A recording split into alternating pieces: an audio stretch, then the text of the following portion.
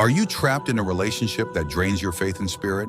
What if the solution you've been avoiding is the one Allah Himself has made halal? Divorce, a word heavy with societal judgment, carries a stigma that often overshadows its true purpose in Islam. Many see it as haram, a failure, or an act of weakness. But here's the truth that we often overlook. Divorce, when used as a last resort, is a mercy.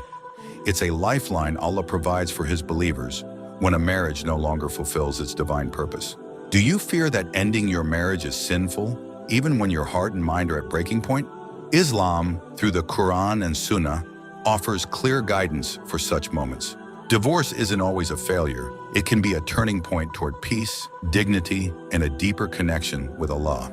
Stay with us as we explore the wisdom behind this misunderstood act, the examples from Islamic history, and the circumstances where walking away isn't just allowed, it's necessary. 1. Divorce, a mercy granted by Allah. Marriage in Islam is designed to be a source of tranquility, love, and mutual support. When it fails to provide these, Allah, in His infinite mercy, has permitted divorce. It's not the ideal outcome, but it is a valid and compassionate solution. The Quran reminds us, and if they separate, Allah will enrich each of them from His abundance, and ever is Allah encompassing and wise. Surah An-Nisa 4-130. This verse is a powerful reminder that separation is not a failure, but a new chapter guided by Allah's wisdom. Marriage is sacred, but so is your mental, emotional, and spiritual well-being. A profound example of this mercy can be seen in the story of Zayd ibn Haritha. May Allah be pleased with him, the Prophet's adopted son, and Zainab bint Jahsh, may Allah be pleased with her, a noblewoman from the Quraysh. Their union, though arranged with good intentions, faced challenges due to differences in temperament and expectations. Despite the Prophet Muhammad's, peace be upon him, encouragement to persevere and seek harmony, the relationship brought more harm than mutual benefit. Recognizing this, Allah allowed their divorce, showing that Islam prioritizes peace and personal growth over maintaining a strained marriage. Far from being a failure, their separation became a path to greater blessings. Zainab later married the Prophet Muhammad, peace be upon him, becoming one of the mothers of the believers, a title that reflects her honor and status in Islam. Zayd's legacy as a close companion of the Prophet and a valiant figure in Islamic history remains untarnished.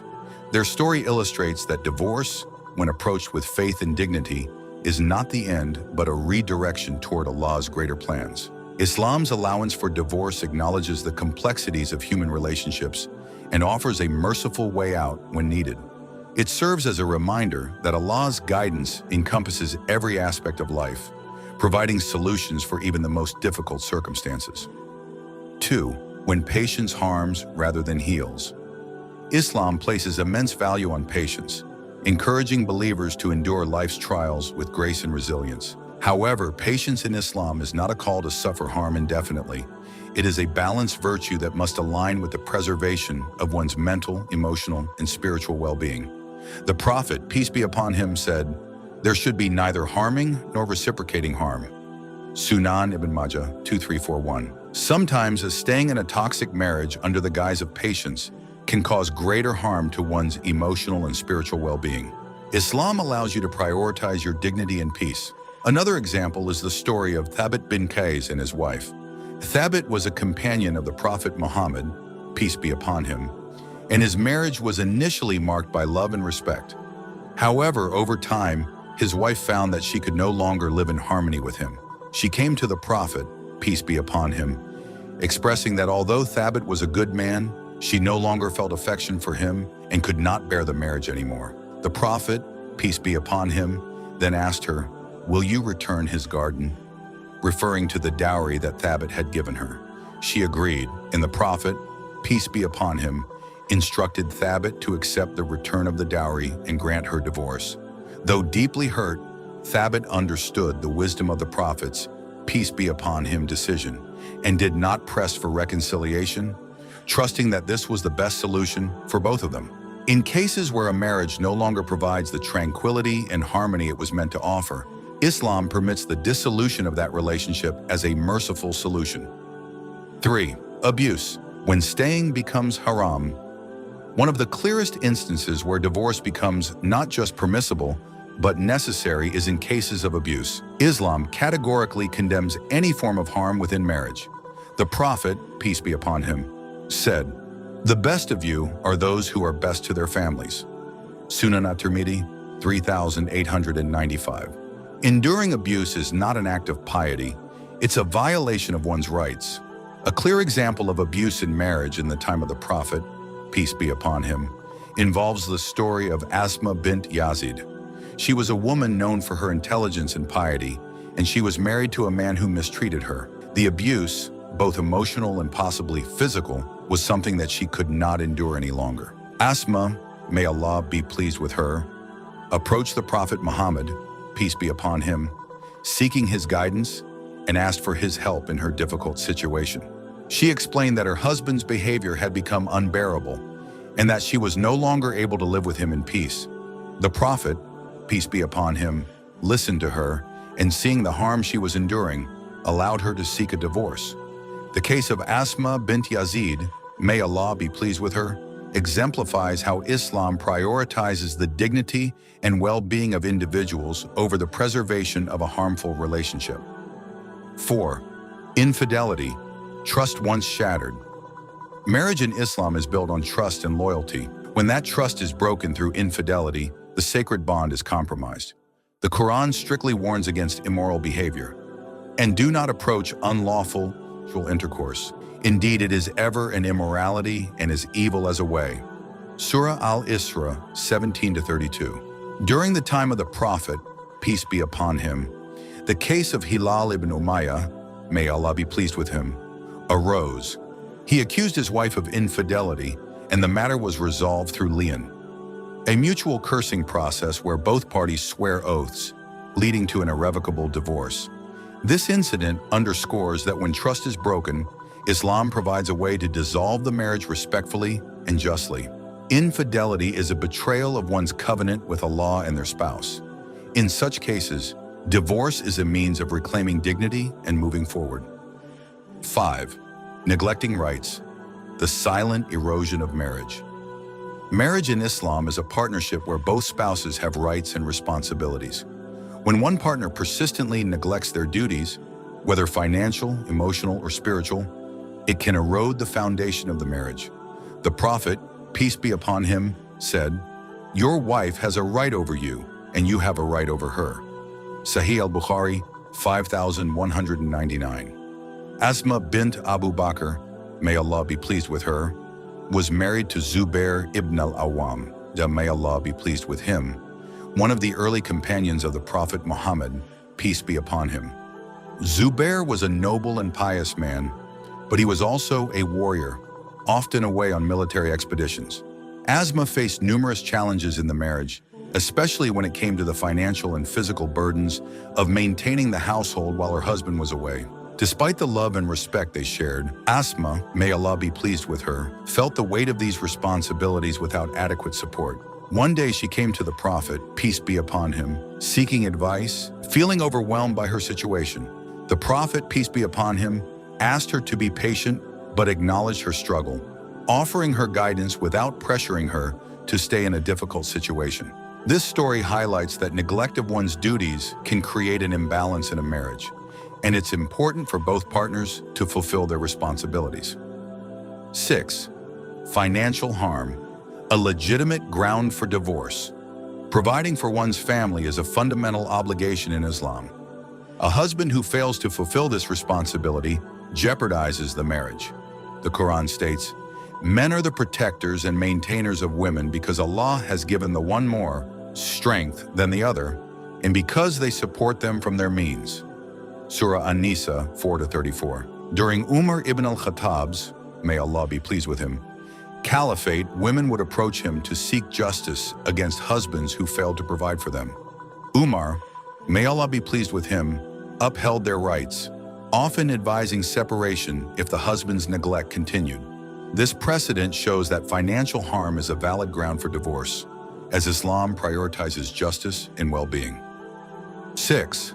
Children, protecting their innocence. Staying in a broken marriage for the sake of the children is a sentiment often voiced but rarely thought through.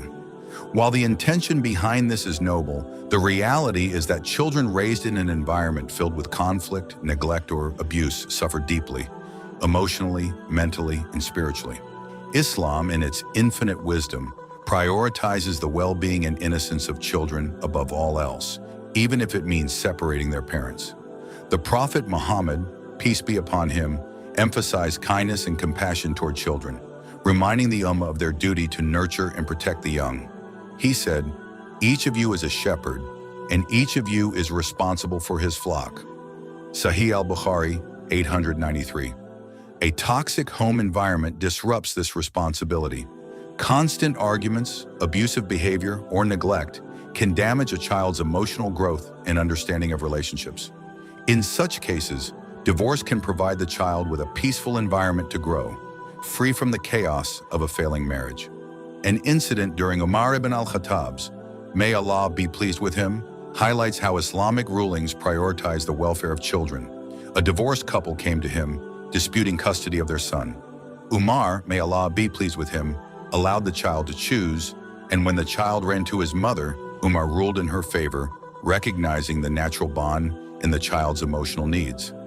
This instance emphasizes that when the marital home becomes harmful to children, Islamic rulings prioritize their protection and well-being above societal expectations. 7. Spiritual abandonment.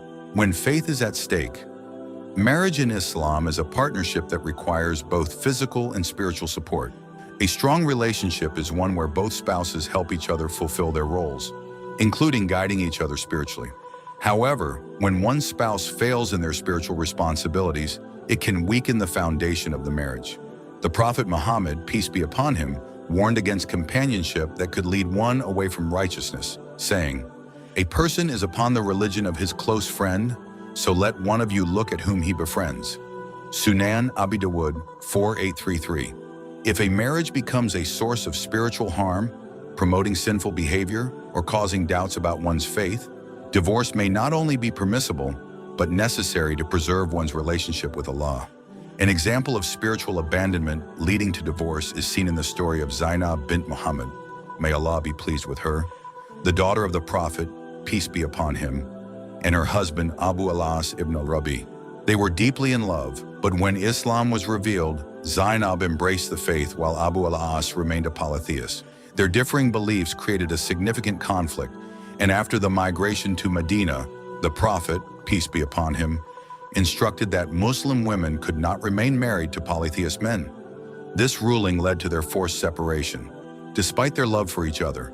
Years later, after Abu al-As accepted Islam, the Prophet, peace be upon him, allowed them to reunite.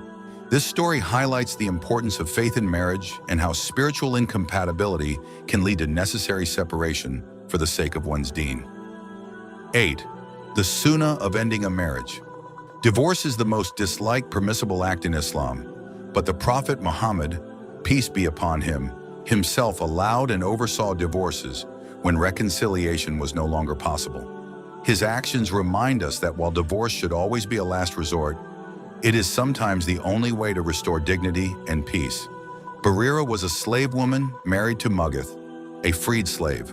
Upon gaining her freedom, she was given the choice to remain in the marriage or seek divorce. Despite Mughith's deep love for her, so intense that he wept in public for her, Barira chose to leave the marriage. When Mughith sought the Prophet's, peace be upon him, intervention, the Prophet gently encouraged Barira to reconsider, but respected her decision. This incident illustrates the Islamic principle that personal well-being and autonomy take precedence in a marriage. The Prophet's actions show us the importance of allowing individuals the freedom to make decisions that protect their dignity and happiness. 9. Healing after divorce, a new beginning. Divorce, while emotionally challenging, is not the end. It is often a new beginning. Allah promises in the Quran, "For indeed with hardship will be ease." Surah Ash-Shar 94-6. Healing after divorce requires faith, self-reflection, and trust in Allah's plan. Islam provides a framework for this healing process, emphasizing that life after divorce can be filled with blessings, opportunities, and renewed faith. Examples from Islamic history: Fatima bin Qais, may Allah be pleased with her. Fatima was married to Abu Amr ibn Hafs, but their marriage ended in divorce. After her iddah, waiting period, she received marriage proposals from several companions, including Muawiyah ibn Abi Sufyan and Abu Jam.